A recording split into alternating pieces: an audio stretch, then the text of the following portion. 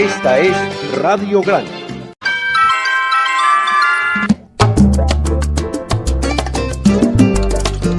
Saludos, un inmenso placer volver a encontrarnos. La enfermedad de Parkinson es un tipo de trastorno del movimiento. Ocurre cuando las células nerviosas no producen suficiente cantidad de una sustancia química importante en el cerebro, conocida como la dopamina. Algunos casos son genéticos, pero la mayoría no parecen darse entre miembros de una misma familia. Sobre esta enfermedad estaremos hablando hoy.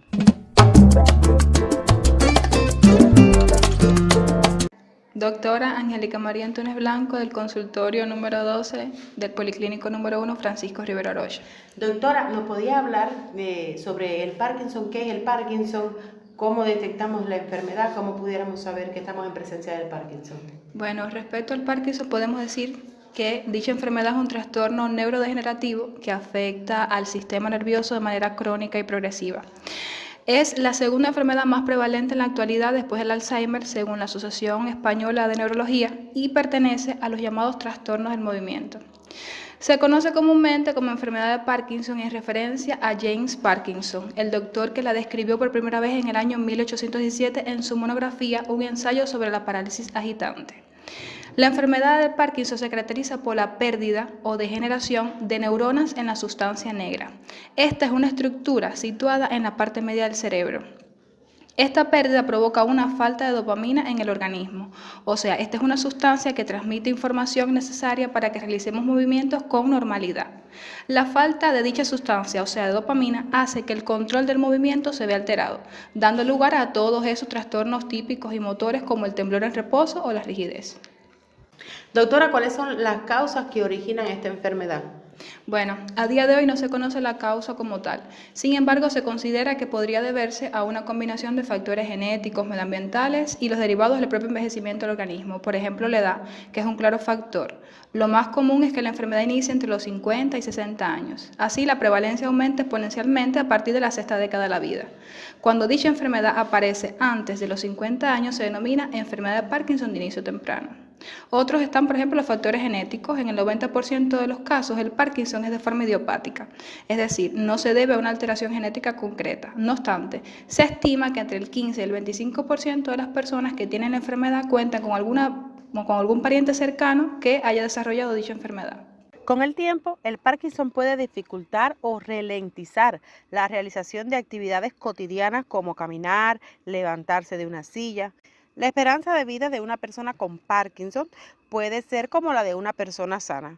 Pueden pasar 15 o 20 años desde su diagnóstico, en los que la calidad de vida es buena. En la mayoría de los casos, los síntomas cambian de forma lenta y el avance sustancial se produce durante el transcurso de varios meses o años. Muchos enfermos de Parkinson presentan síntomas al menos 1 o 2 años de que realmente se le establezca el diagnóstico de esta enfermedad.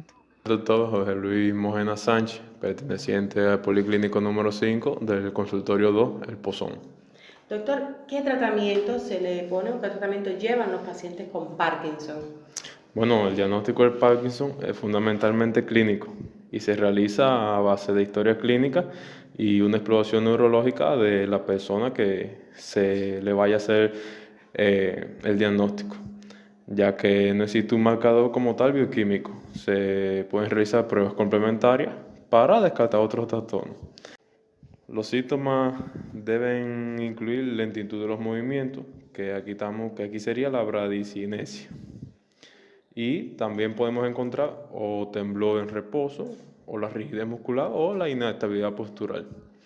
También podemos decir que la falta de temblor en reposo no excluye el diagnóstico, ya que puede estar ausente un 30% de estos pacientes afectados.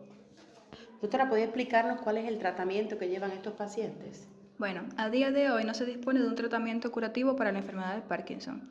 La medicación se centra en restablecer el contenido de dopamina en el cerebro con el objetivo de mejorar los síntomas y la calidad de vida de la persona. La elección como tal del medicamento va a depender de factores como la edad, características clínicas, la gravedad de la enfermedad de Parkinson y trastornos asociados. En ocasiones se emplea una combinación de fármacos para conseguir un control más eficaz de los síntomas. Actualmente se emplean, por ejemplo, los precursores de la dopamina, que es un fármaco que nuestro organismo se transforma en dopamina. Se suelen administrar junto a otros medicamentos para que su eficacia sea aún mayor. Otro grupo farmacológico empleado para tratar la enfermedad del Parkinson son los inhibidores de la MAO-B, que son fármacos que permiten aumentar la disponibilidad de la dopamina en el cerebro al inhibir las enzimas que la degradan. Otros, como los medicamentos anticolinérgicos, que reducen o anulan los efectos producidos por el neurotransmisor acetilcolina y van a ayudar a reducir el temblor y la rigidez. Y se usa además para reducir ese exceso de salivación. Y la amantadina, que es un fármaco que aumenta la liberación de dopamina y va a disminuir las discinesias, que suele administrarse en etapas tempranas para retrasar el inicio de ese tratamiento con levodopa. Pocas veces la enfermedad del Parkinson comienza durante la infancia o la adolescencia. El inicio entre los 21 y los 40 años a veces se puede denominar Parkinson juvenil. Las causas genéticas son más probables en la enfermedad del Parkinson juvenil y de inicio temprano.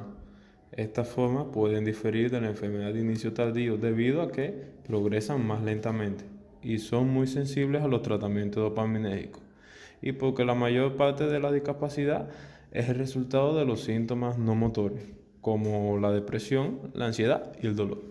Es importante de parte de nosotros los familiares de pacientes que padecen del Parkinson, apoyarlos y ayudarlos en todo momento, saber que hay que facilitarles la vida en el hogar, por ejemplo, faltando los muebles, alfombras, y hacerles espacio para que ellos puedan transitar, porque tenemos que estar conscientes también de que son personas que no van a llevar una vida normal, sino que van a tener limitaciones. Tenemos que saber que puedan a la hora de comer derramar alimentos, quizás derramar agua en el piso, en un momento determinado ya orinarse en las camas y eso, pero debemos de